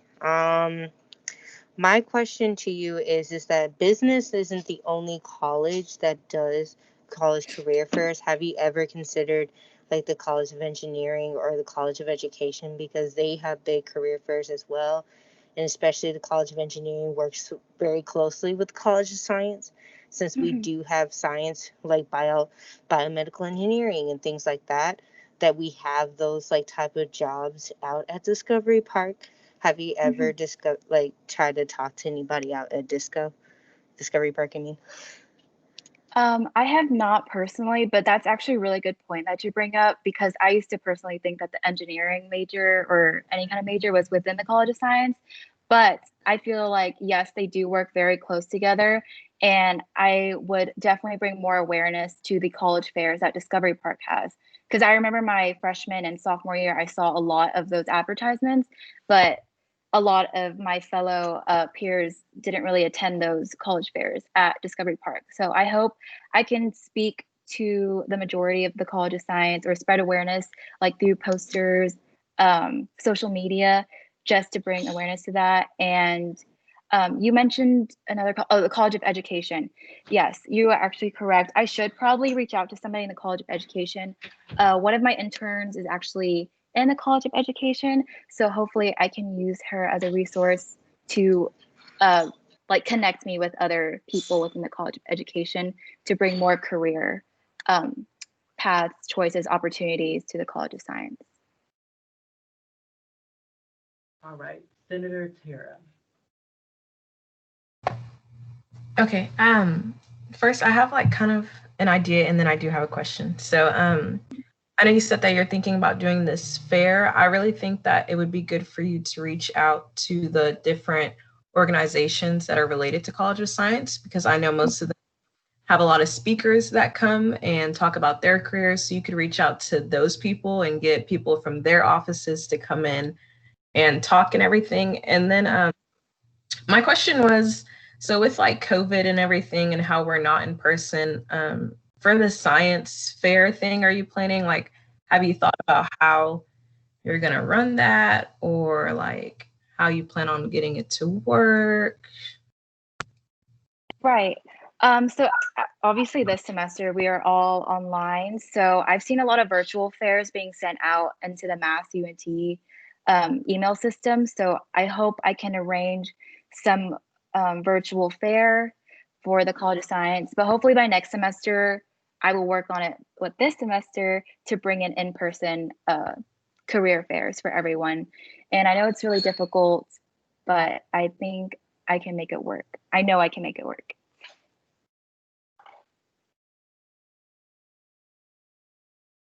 Were there any more questions? Or any other motions, I should say, as well? I motion to appoint Victoria Wynn. I'll second. Okay, so we're going to go into a period of questioning. I mean, a period of voting. I'm sorry. So Victoria, I'm not going to remove you out of the chat because I think I lost Melissa earlier. So you can just go ahead. I'll just mute you, and we'll go ahead and just send our answers in the chat, and then I'll let you know what the responses were. Okay. So just go ahead and please send your votes in the chat.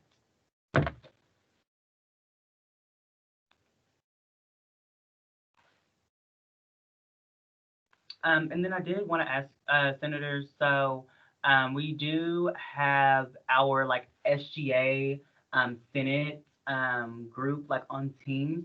Do you think it might be easier to go ahead and just send our votes in that chat so we can like split it up from this chat and the other chat, or is that just asking like too much work from you all or like, confusing? Just let me know.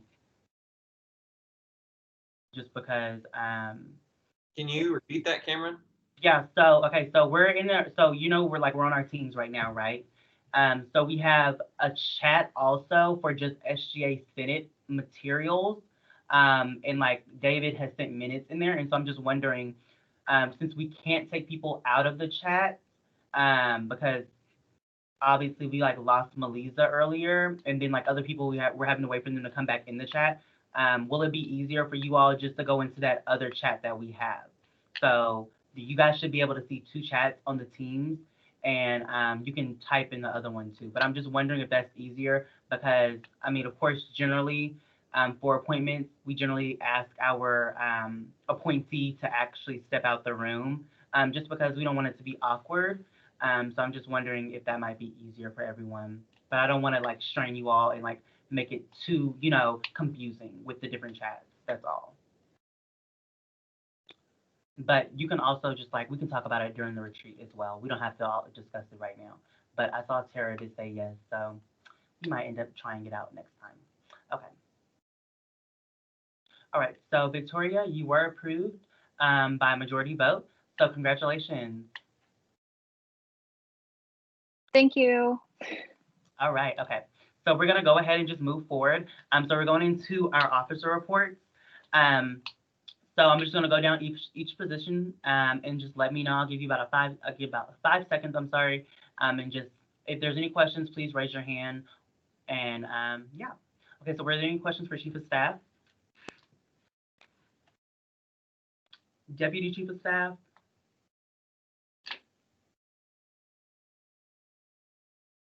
Director of Human Resources?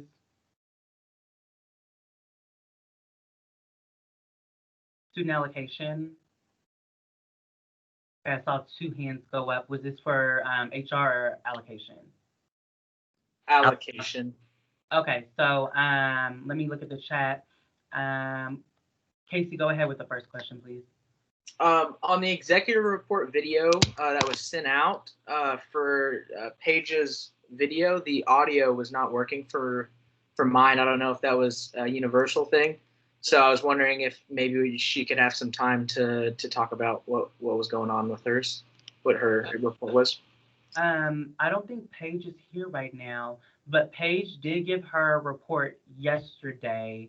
And I believe I remember her reporting as far as meeting with Krista for Eagle's Nest. So we're trying to get Eagle's Nest started. So having a meeting about that. Also just waiting to see exactly what it's going to look like for in-person events. So I know on October 1st, we are supposed to be getting information if the university will be allowing in-person events or if they will still be restricted. So she's still playing the waiting game with that, but she will be starting her process for Eagle's Nest just for virtual events. So we will be, she will be getting that. Danielle or Michael's not on the call, but Danielle, do you recall any other points she made during her exec report? Just because I didn't even realize it wasn't working. No, that was the main thing, but I was just gonna suggest if you guys would like to hear like something directly from her, I can. Okay, sorry, I thought I froze up. If you guys would like to hear something directly from her, I'll just let her know to send you guys out an email tomorrow whenever she is in office. So she'll send it directly to Cameron, and then Cameron can forward it out to you guys. Apologies for the audio not working on that. technology hiccups. But everything Cameron did say is correct. She didn't mention anything else, but just to kind of keep it in the spirit of hearing directly from the executive staff, I'll have her send an email to Cameron, and then Cameron can forward it out to you guys. Thank you. Everyone? Okay. All right. Okay, so were there any other questions for Paige, or was that your question, Grant? Yes, that was my question because it did cut out. And I was like, yeah, I just want to make sure there wasn't anything huge we were missing. Okay, yeah, okay. Sorry about that. We'll make sure we'll just review those videos and for like about 5 seconds to make sure that they're playing audio. All right. Okay, going down the list. Any questions for Director of Diversity and Inclusion? Okay, any questions for Outreach Director? Communications? President? And then any questions for myself?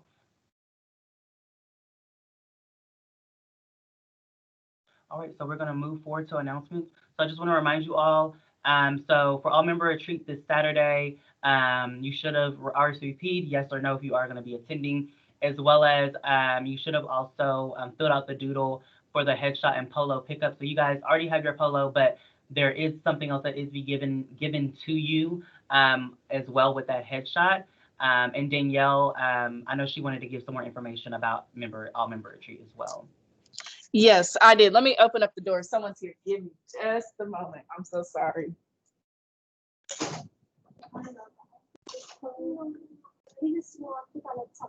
Okay.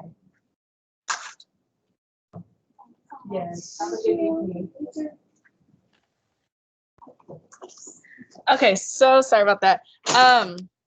So yes, so the all member retreat will be happening on Saturday, as you know. So if you guys have come in, if you haven't yet, your voucher is going to be paper clipped to your planner. That way you guys are able to go on campus. So the voucher is valid until Saturday. You can go to Chick-fil-A, Burger King, Fuzzy's, or Starbucks and purchase something up to $10 to eat. So this is just to kind of offset like a plated dinner that we would have had at the actual retreat. I also did want to let you guys know that for the Zoom, you will need to join in with your UNT email address, so the my.unt.edu email address. That way we know that it's going to possibly run smoothly and everything. And then when you join in, to also put your first last name. So you'll say Danielle Colvin, and then in parentheses, you'll put Senator. Don't put the college you represent or anything of that sort, just Senator. Just so that way when it's time for some of like our breakout room activities, I can put all the senators quickly in one room versus trying to like differentiate between like class and College of Business and College of Science and things of that sort. But I did also want to ask, do you guys have any questions about the retreat that I can answer for you guys? No? Okay, cool. So yeah, just make sure you look presentable from the top up. The bottoms can be, of course, whatever you want. No one's gonna see them. Oh, did someone raise their hand, Cam? Yes, Alyssa, I think she has a question. Okay. Hello. My question is that if we accidentally missed our day to get our bags, what is the latest we can get the bags? Friday. Okay. So just go ahead and email Cameron, or actually just go ahead and fill out the doodle form. That way I can get the notification, because we need to continue practicing social distancing and just making sure everyone is spaced out within the 30-minute increments. So if you'll just fill out the doodle tonight, the link is still active. If you need it, Cameron can send it over to you, but your bag has like everything you needed it with your voucher and all that stuff. And then we'll take your headshot. So just make sure you come in your polo.